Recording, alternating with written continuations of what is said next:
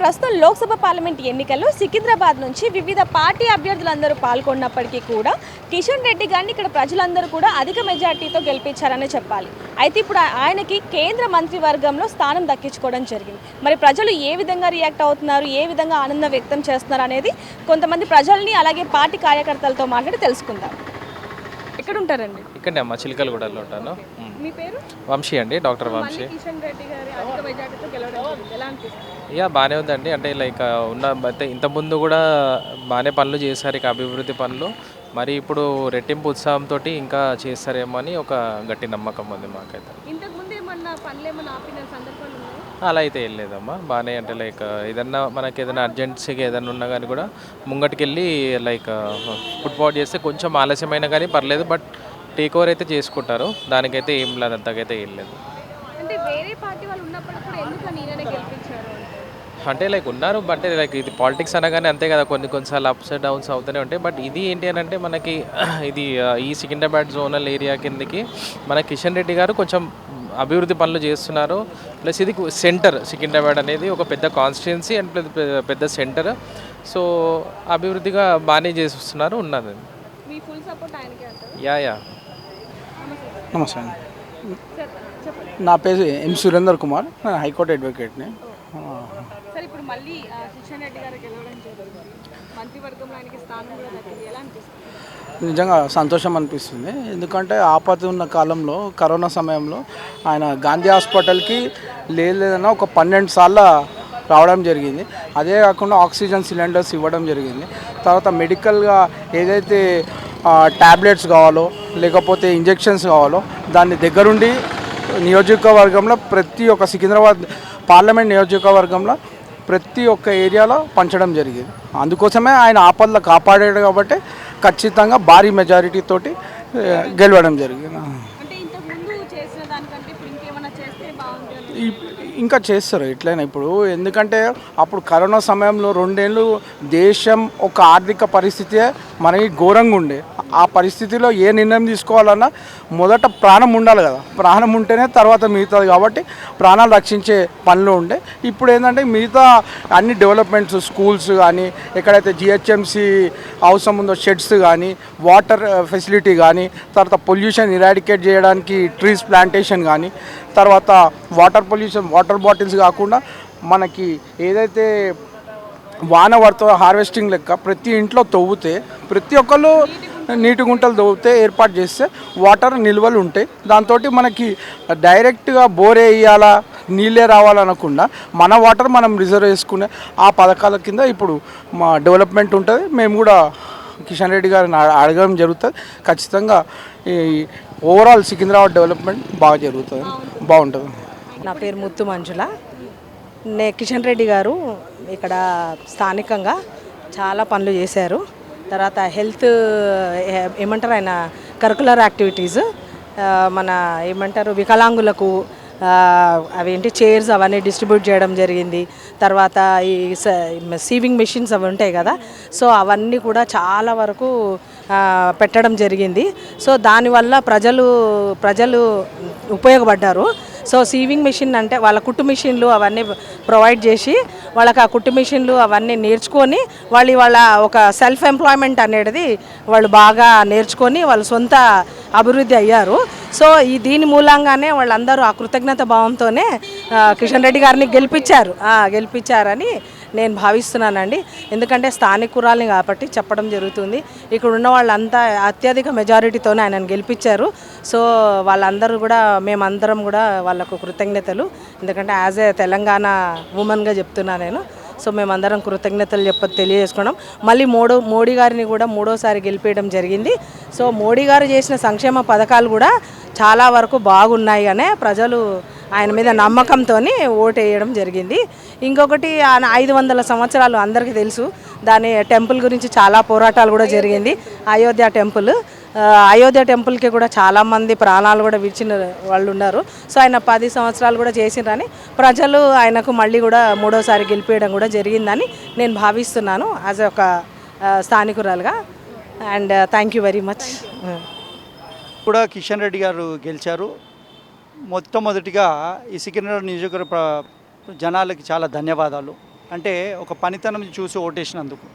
ఎన్నో పార్టీలు ఏమేమో చెప్పాయి కానీ ఇప్పుడు కిషన్ రెడ్డి గారు మళ్ళీ మంత్రి కాబోతున్నారు, ప్రమాణ స్వీకారం చేయబోతున్నారు ఈరోజు.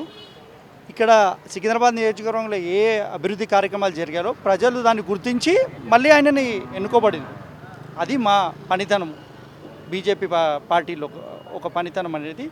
ఆయన ఒక మంత్రిగా కాకుండా ఎప్పుడో ప్రజలకు కూడా అందుబాటులో, కార్యకర్తలకు అందుబాటులో, పనులు ఏమున్నా కూడా ఆయన దృష్టికి రాగానే పెండింగ్ పెట్టకుండా పనులు చేశారు కాబట్టి మళ్ళీ ఆయన ప్రజలు ఎన్నుకున్నారు.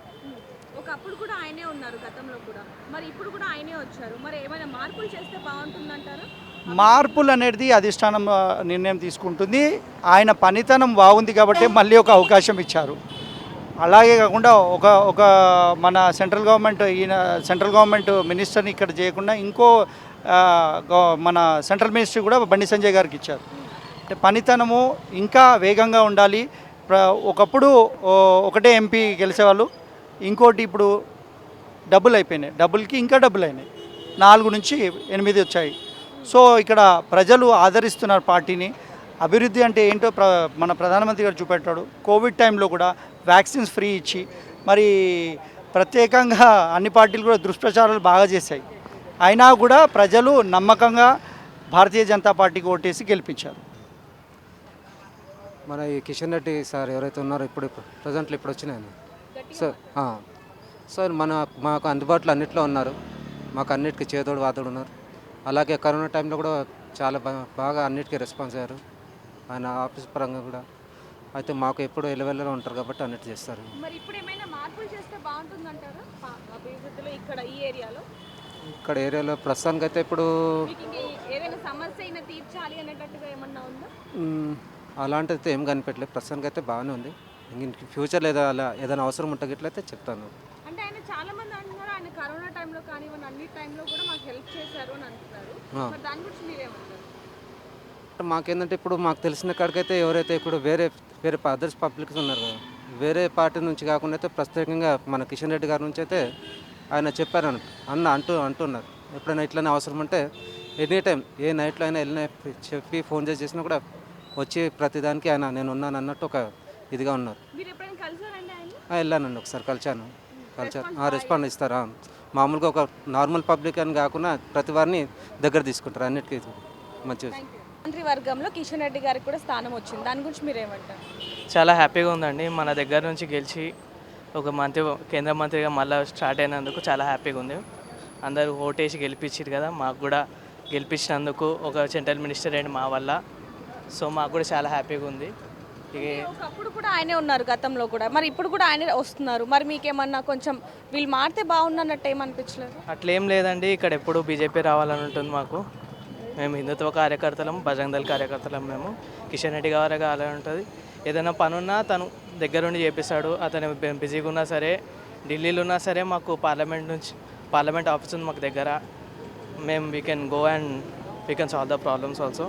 ఇంకా దగ్గర ఏమైనా మాకేమైనా హిందుత్వం రిలేటెడ్ ఇష్యూస్ ఉన్నా, ఇంకా స్థానికంగా ప్రాబ్లమ్స్ ఉన్నా కూడా మాకు సాల్వ్ చేస్తాడు. అంటే ఆయన చేయలేని పనులు ఇంకేమైనా ఉన్నాయా గతంలో? ఏమన్నా ఇప్పుడు చేయాల్సినవి ఏమైనా ఉన్నాయంటారా?